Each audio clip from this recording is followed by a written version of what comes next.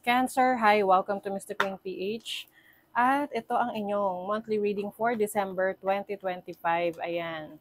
So ito ay part 1 lang. Meron tong 3 parts. Part 2 sa money, career, finances.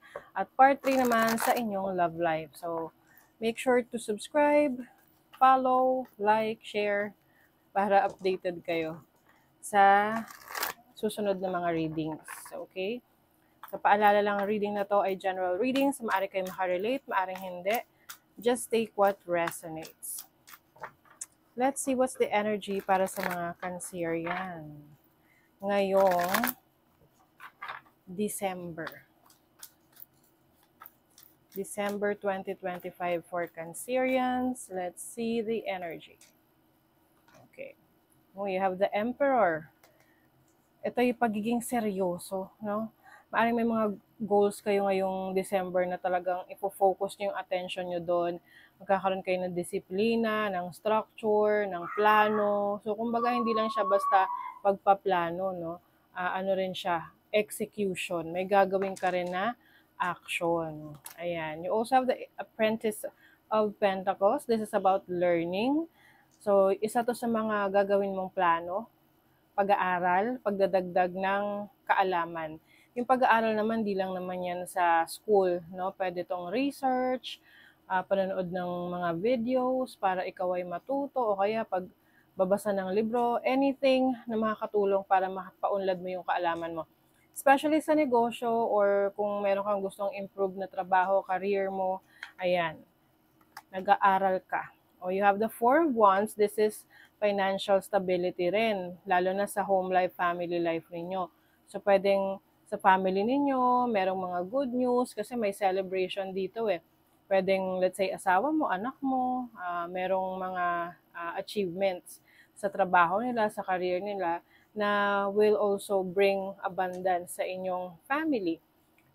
Yung iba naman, ano to, magpapagawa kayo ng garden or renovate ng bahay. Ayan. Iba mas marami kayong bibilihing mga palamuti sa bahay or mga yung ornaments or mga halaman. You have the Six of Swords, so this is transition, moving to a better direction. So iba sa inyo, Cancerians, meron kayong mga naging challenges. Maaring may mga nakaaway kayo, nagkaroon kayo ng mga misunderstanding, pwedeng sa trabaho, sa personal nyong buhay, or maari ring medyo nanggaling ka sa isang very toxic situation or tough situation na kinailangan mong umalis sa lugar na yan, sa sitwasyon na yan, and now nandun ka na sa pagkakaroon ng kapayapaan ng isip. Ayan. You also have the Champion of Pentacles. This is planning stage talaga, no? Kumbaga, hindi mo minamadali yung mga itinanim mo kasi alam mo na may proseso itong kailangan pagdaanan. And you will go through the process. Part yan nung kailangan mong ma-experience. But definitely sa finances ninyo, magkakaroon ng stability rito. Maari lang kailangan mong mas maging patient sa mga sinisimulan mo dahil hindi naman yan overnight success. But wala kang kailangan ipag-alala pagdating sa pera dahil it will be provided para sa'yo. Ayan. So, tingnan pa natin. Clarify natin yung the Emperor. Yung iba sa inyo merong leadership role, pwedeng may promotion sa work. What is the Emperor? The Four of Swords. This is about healing, recovery. Okay? So, yung iba sa inyo, ito na, nakaka-recover ka na sa mga challenges na pinagdaanan ninyo. Yung iba kasi pwedeng, kumbaga sa, na-discarrel, no? Meron kang mga plano pero may nangyari, kaya hindi to natuloy.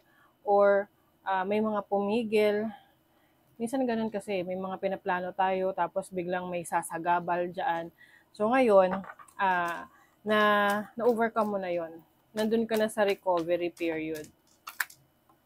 You have the Ten of Wands.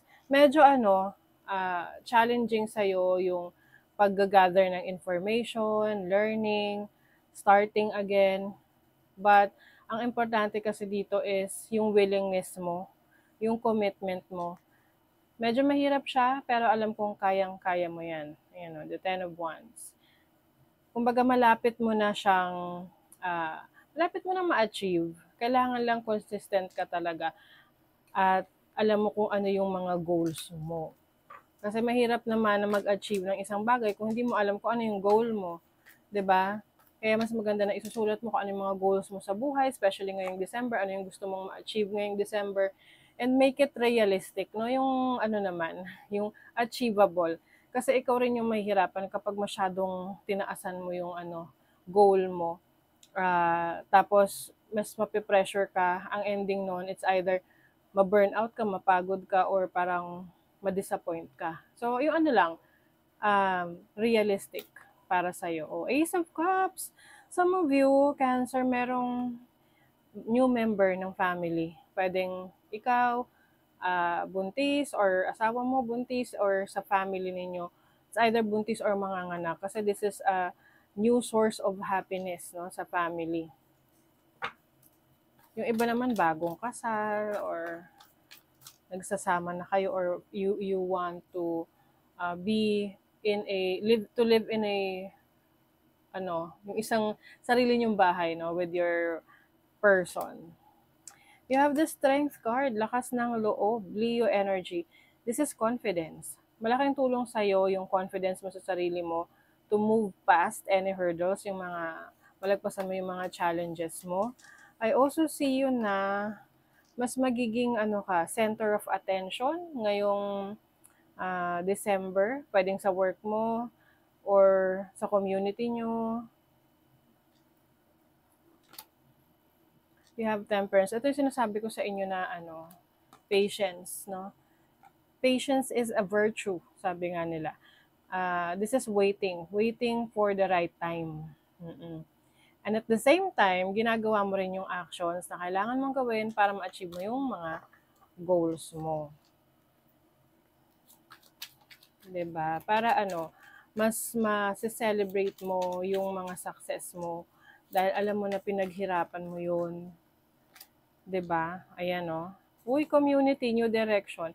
See, ito yung sinasabi ko sa inyo na yung maaring ikaw ay magiging center of attention sa community mo, sa lugar nyo, sa business mo, sa career mo. Ayan.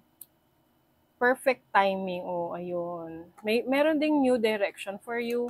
So, maaring ito na yung bagong path rin na susubukan mo, sisimulan mo. Ayan. Meron kasi ritong temporary na blockage para sa inyo.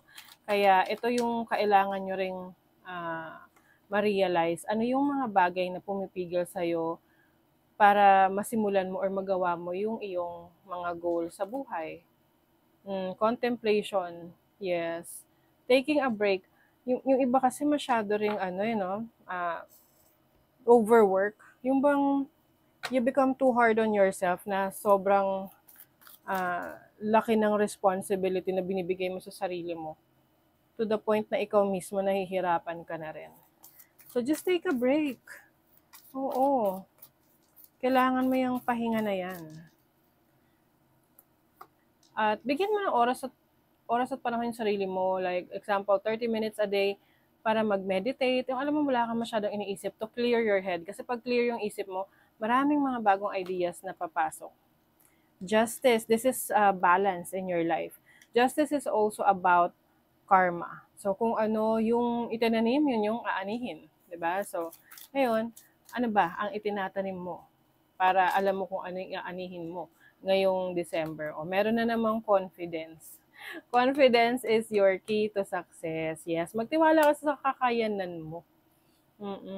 Dahil marami kang kayang ibigay, marami kang kayang ipakita, i-showcase na talents and skill set mo. Ito yung peace of mind, part ng meditation. Maganda kasi payapa yung isip mo para yung flow ng ideas, ng wisdom, 'di ba, ay magtutuloy-tuloy. Let's see, ano pa for Cancer. Pwede rin meron sa inyong makikipag-ayos, makikipagbate, or yung tipong isang tao na nagkaroon kayo ng hidwaan, no, in the past, na ngayon unti-unti nag-uusap na kayo. Sword, make the change. Yung iba sa inyo, literal, magpapagupit ng buhok, may aayusin kayo sa hair ninyo, kumbaga glow up, makeover, ganyan. Yung iba naman, this is a change in your pagpapresenta nyo ng sarili nyo. Mas confident talaga yung energy ninyo ngayong December. Hindi na kayo nahihiya, no? In a good way, kumbaga, na you are here to show who you really are and to showcase your skills, your talents, your abilities. And you are going to be very proud of yourself ngayong December. So that is your reading, Cancer. Thank you so much. See you again.